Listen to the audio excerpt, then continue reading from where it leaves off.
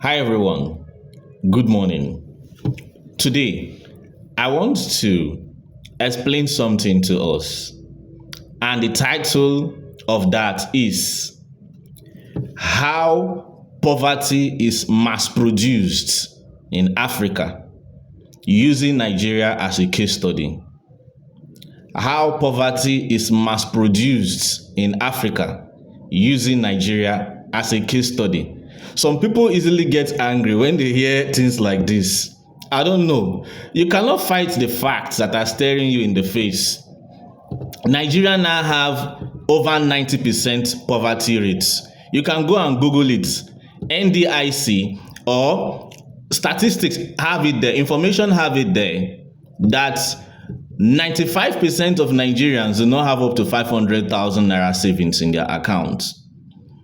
That is if you put it in another way, is as good as saying 95% of Nigerians are poor.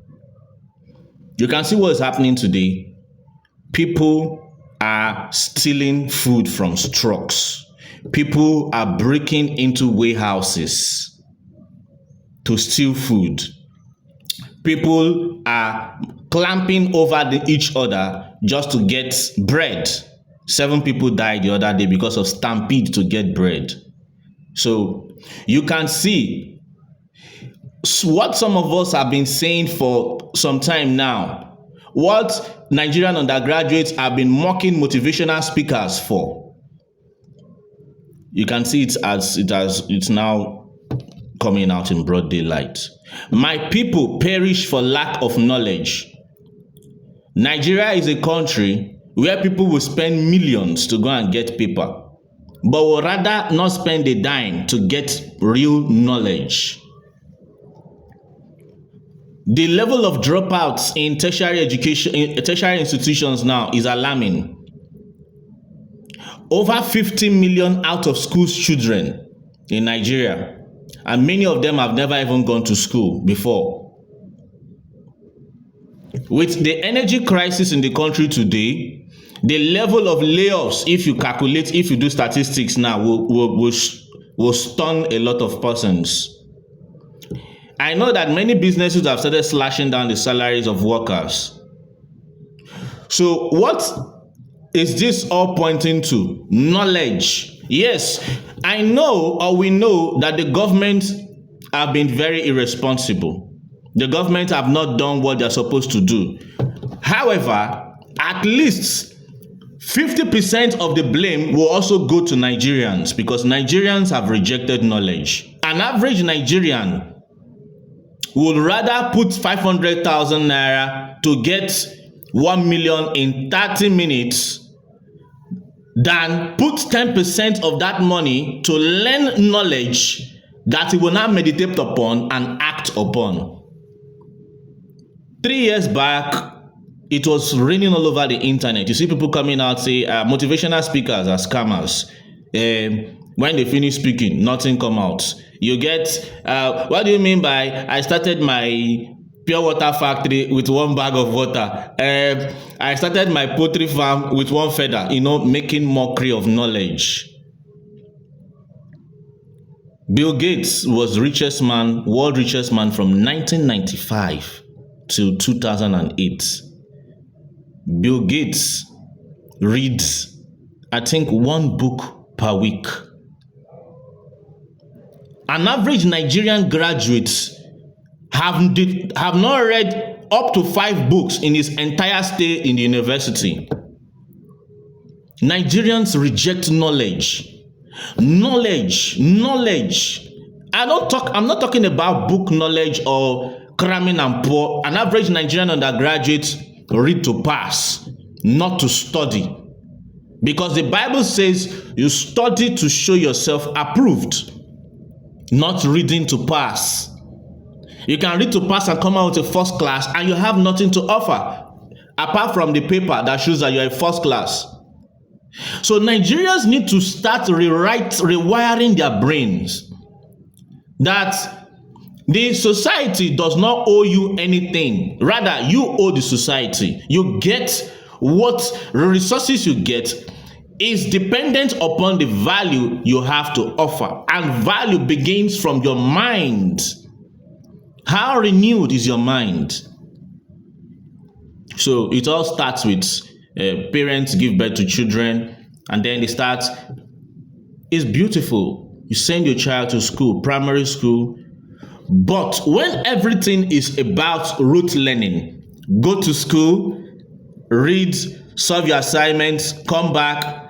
When that child is trying to get involved in extracurricular activities, say, no. Let nothing distract you from your studies. You don't know whether that child is an athlete, whether it's going to be the next Usain Bolt. You don't know whether that guy is going to be the one that will draw something that will be featured and be bought for millions of dollars. You see parents stopping their children from developing their innate skills or not making efforts to discover the innate potentials in those children and then helping them develop it. You see, after school period, even during break period, maybe 1 month, 2 months, the school system will still ask the parents to pay so that the children will still come and continue with theories. Your child is 7 years old, 8 years old. Introduce that child to skill, fashion designing, digital development, programming, web development, app development, architecture, plumbing. That is why we had the technical secondary schools in Nigeria. The purpose of technical secondary schools was actually to produce people who can come out and creatively make things of their own and probably build businesses out of it, even and become successful and financially independent, even if they did not go to the university, polytechnics, or colleges of education. But today, we don't have technical secondary schools in Nigeria. All we have is secondary schools who the only thing they do is to teach nothing and then bribe invigilators and examiners and smuggle in answers for the students so that everybody will pass and have a WAEC certificate. That is what we have today in Nigeria as secondary schools. And even parents are paying to ensure. In fact, what we have now in Nigeria is parents are looking for those schools that do the highest malpractice so that their children can come with the best WAEC certificate. So you can see Nigerians are also complicit in what is happening today in the country. Don't blame the government alone. Take the blame as well. You Nigerians should also take the blames. An average Nigerian cannot do normal business without looking for a way to cut out, to get corrupt money.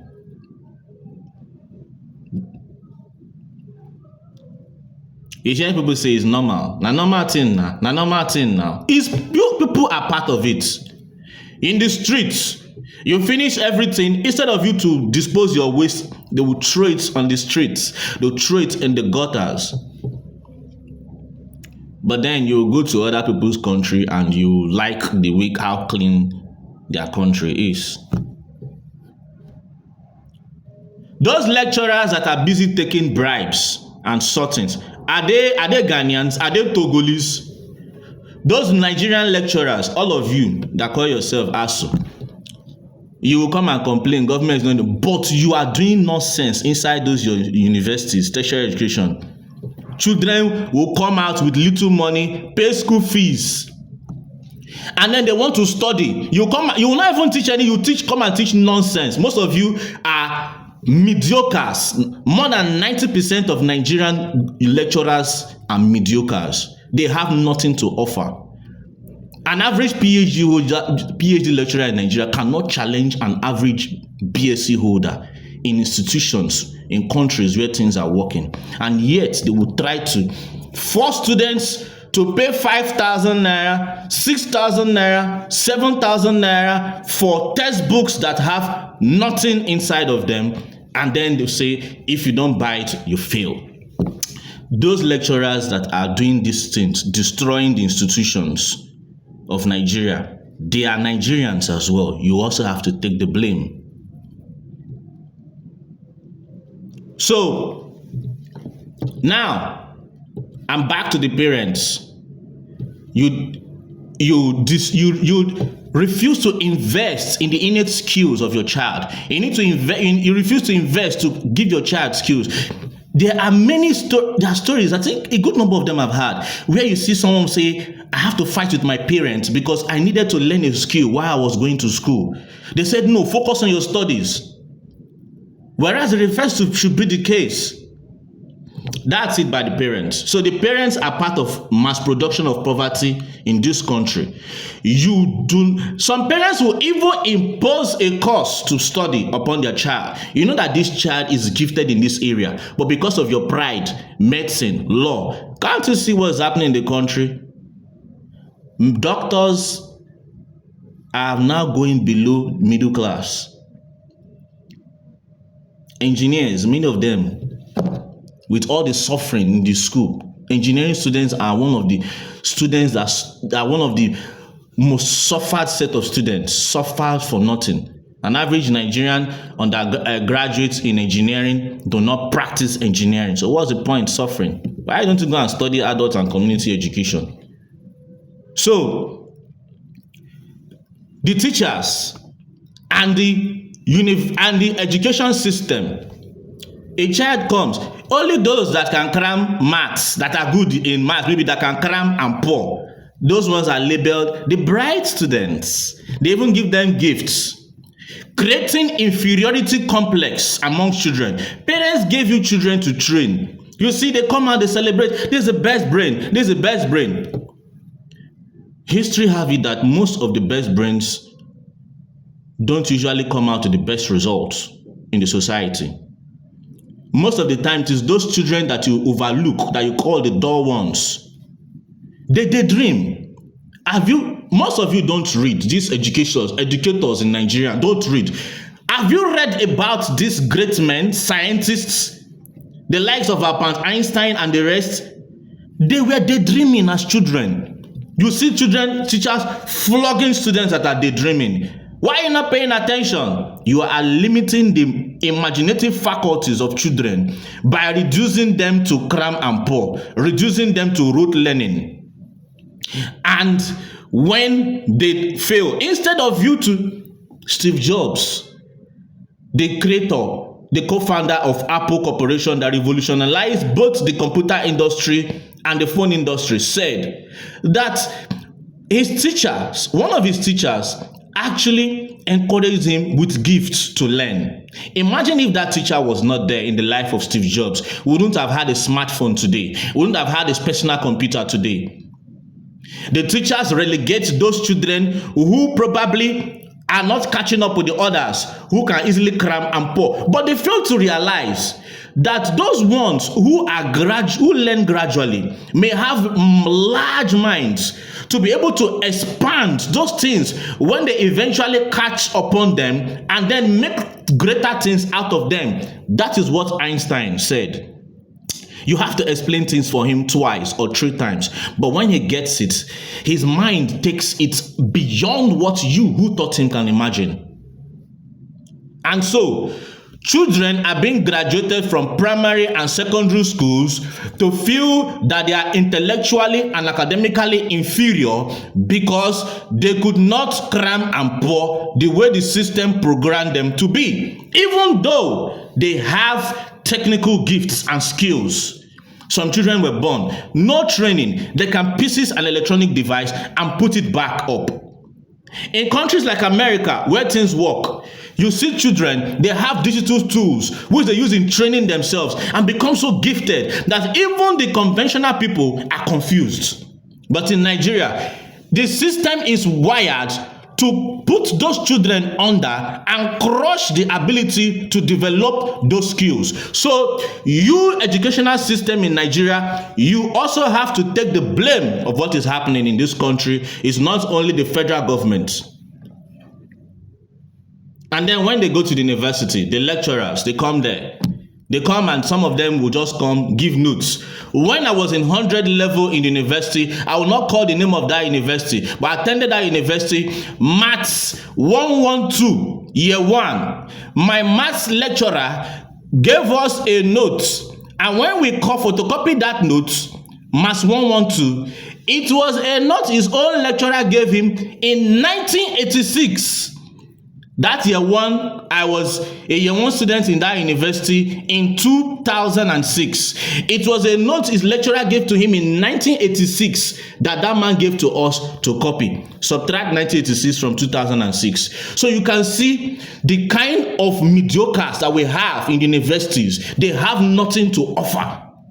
I will not say it's 100%, but more than 90% of them in universities, technology, polytechnics and colleges of education, especially universities, have nothing to offer.